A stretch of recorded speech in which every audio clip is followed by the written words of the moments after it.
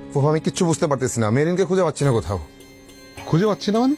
ফুফা আমি কি করবো বুঝতেছি না, কোথাও নাই। দুবাই শিপ করছে। হোয়াট? হ্যাঁ ম্যাডাম, আমি শুনছি যে ফার্স্ট অ্যাপ্লিকে মিরাগাড়ি দুবাই শিপ করছে। ওটা অফিসের ফান্ড ছিল, আর অফিসের ফান্ড আমি একটা বিজনেসে ইনভেস্ট করেছি।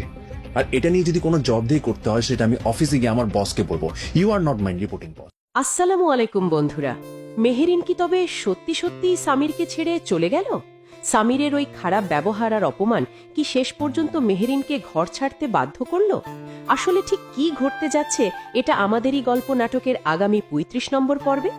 আজকের ভিডিওতে আমরা সেটাই আপনাদের জানাবো, তাই ভিডিওটি ১ সেকেন্ডও মিস না করে শেষ পর্যন্ত দেখুন। তাছাড়া ৩৫ নম্বর পর্বটি আপনারা কি করলে সবার আগে দেখতে পারবেন সেটাও ভিডিওর শেষে জানিয়ে দেওয়া হবে। বন্ধুরা, এটা আমাদেরই গল্প নাটকের গল্প এখন মেহেরিনকে ঘিরে এক নতুন রহস্যের দিকে মোড় নিয়েছে। গত পর্বে আমরা দেখেছি সামির তার নিজের ফুফুর সাথে কতটা খারাপ ব্যবহার করেছে। নিজের আপন ফুফুকে বাসা থেকে বের করে দেওয়ার এই বিষয়টি মেহেরিন কিছুতেই মেনে নিতে পারছিল না। আর এই ঘটনার রেশ ধরেই আগামী ৩৫ নম্বর পর্বে আমরা এক অবাক করা দৃশ্য দেখতে পাব। সামির যখন বাসায় ফিরবে তখন সে দেখবে পুরো ঘর খালি পড়ে আছে, মেহেরিন সেখানে নেই।